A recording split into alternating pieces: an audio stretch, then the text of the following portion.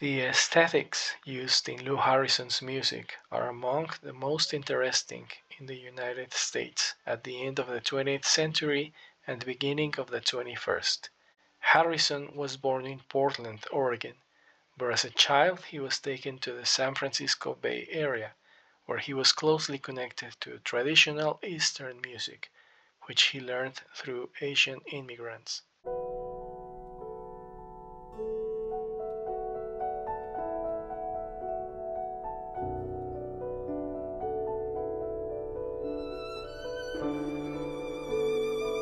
Aleatory elements and minimalism also play an important role in his musical discourse, placing him among the great American composers of the latest trends, such as Steve Reich,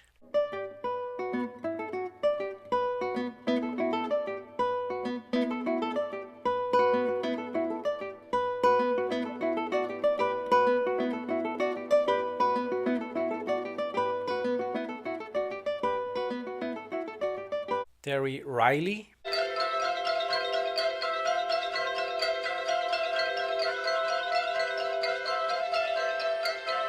or Philip Glass.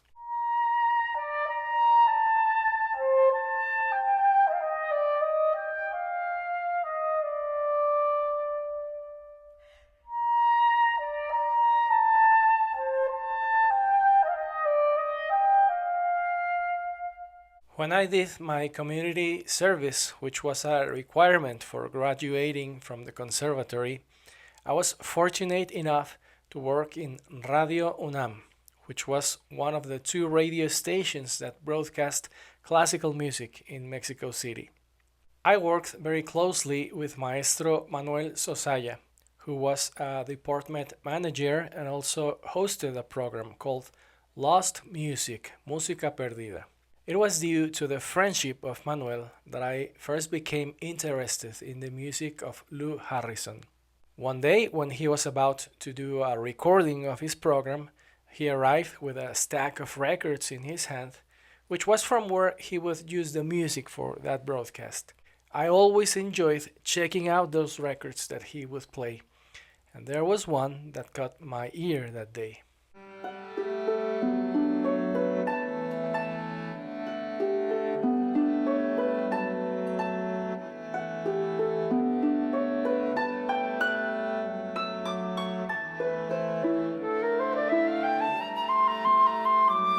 It was a CD from New Albion Records featuring music by Lou Harrison, titled The Perilous Chapel. Among the San Francisco contemporary music players participating in the recording was David Tanenbaum, a guitarist I had greatly admired ever since. I had already attended a couple of wonderful Tanenbaum concerts by then, and I always associated him as a great interpreter of those brilliant late 20th century artistic trends.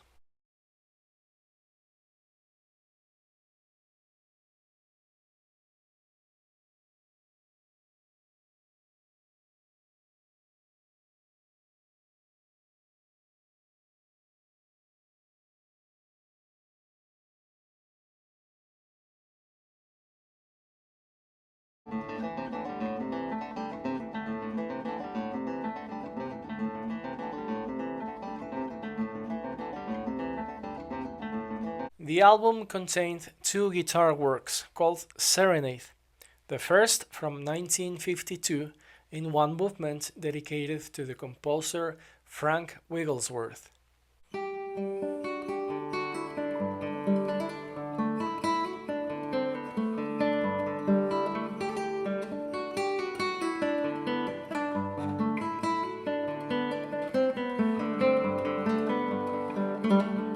And the second from 1978 in 5 movements with optional percussion accompaniment.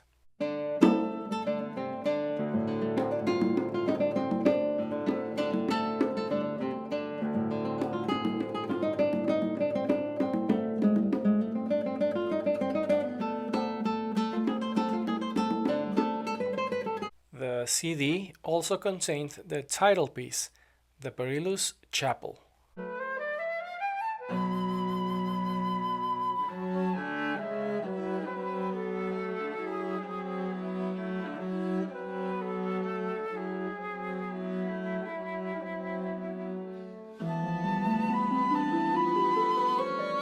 works for voice and percussion,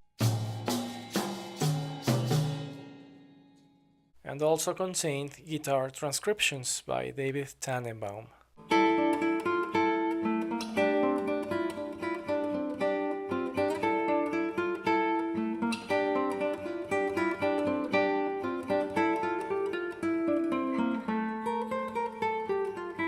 Tanenbaum's transcriptions were published by Columbia Music in a wonderful book called the Lou Harrison Guitar Book. This edition is based on another book published by Salvi, a publisher specialized in harp music, which contained a harp transcription of the Serenade for Frank Wigglesworth.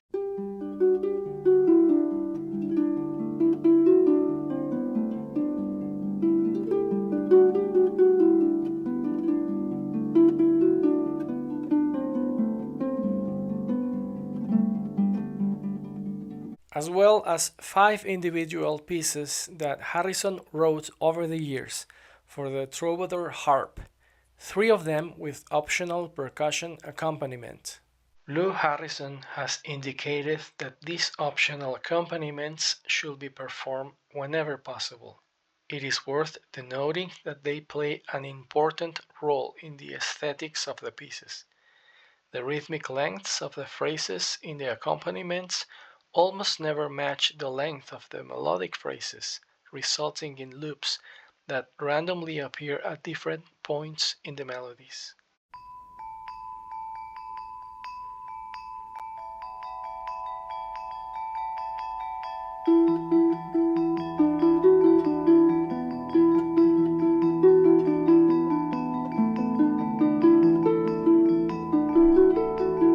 Over the years, many guitarists who obtained Salvi's publication of Lou Harrison's harp music often played the music on the guitar, and this inspired Tanenbaum to complete the transcriptions of the complete collection for guitar.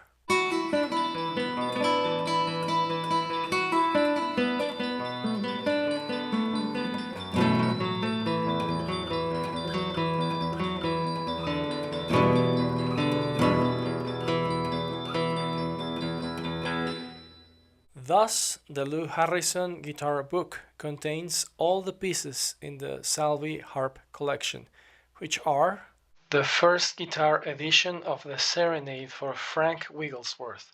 Before this edition, only existed Salvi's harp version and Lou Harrison's original manuscript, which was an excerpt from a private letter to the composer Frank Wigglesworth. For many years, guitarists circulated photocopies of Lou Harrison's beautiful calligraphy.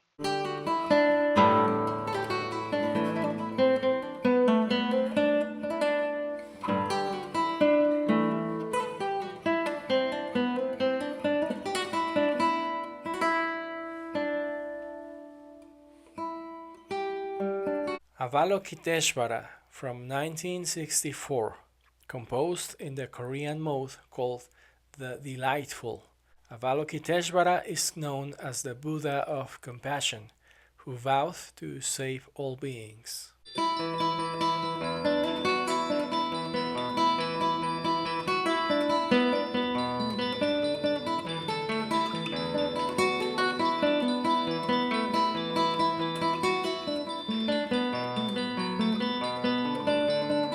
Music for Bill and Me from 1967, written in Oaxaca, Mexico, dedicated to Lou Harrison's couple for over 30 years, William Colbeck.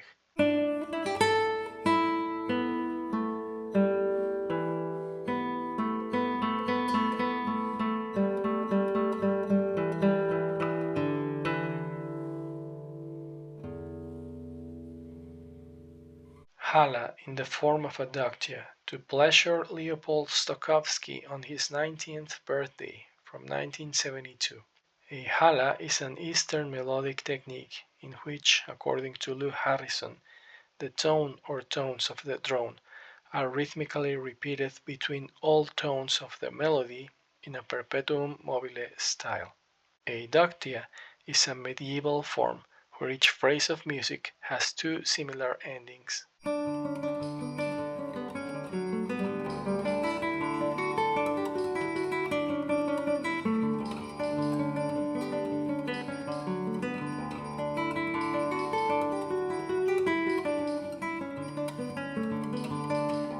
Beverly's Troubadour piece, a Christmas 1967 gift from Harrison to harpist Beverly Bellows, who recorded Lou Harrison's harp pieces.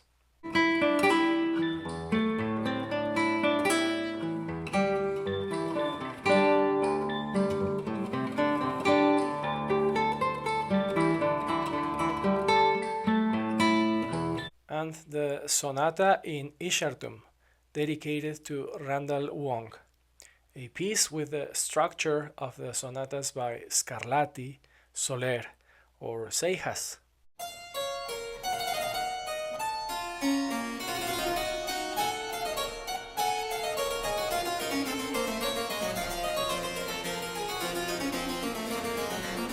But instead of a tonal scale, it is written in the Ishartum mode, originally found in a cuneiform inscription from Babylon from the 18th century before Christ.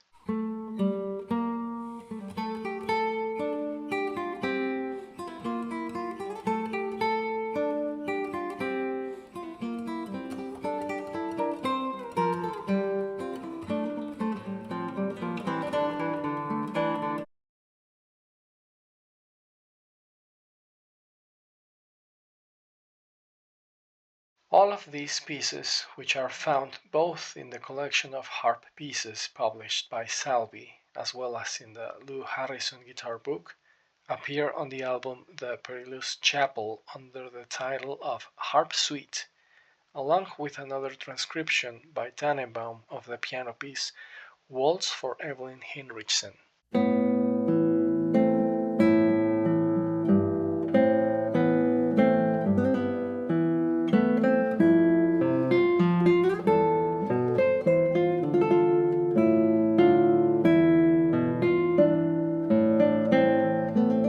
Although Tanenbaum clarifies in his edition that the pieces are all separate works, written individually, and can be performed separate or in different combinations.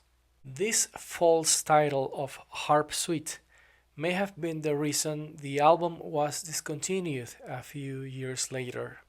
After the recording of The Perilous Chapel, David Tanenbaum continued to collaborate closely with Lou Harrison. He recorded the rest of his guitar works and inspired Harrison to write new ones.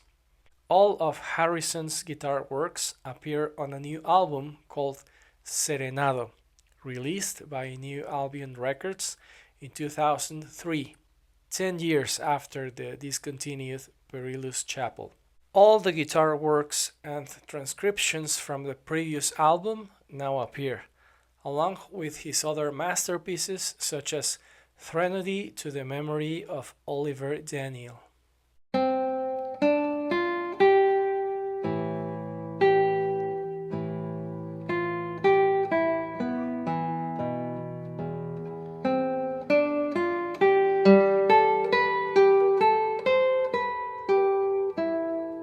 Plaint.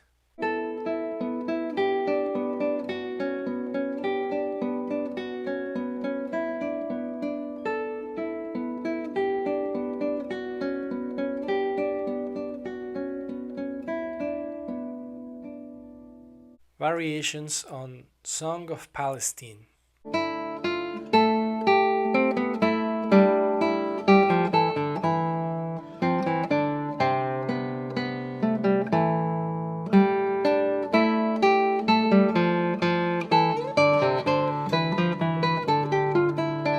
Scenes from Neck Chant for steel string guitar and slide.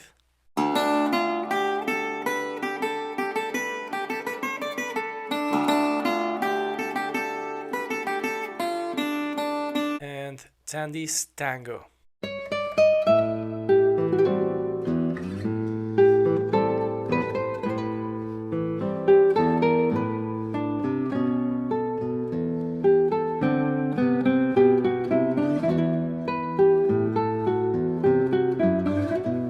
Lou Harrison died in 2003 while traveling on the road to a festival in Ohio dedicated to his music. On the way through Indiana, they stopped for lunch at Denny's restaurant, where he died instantly of a heart attack.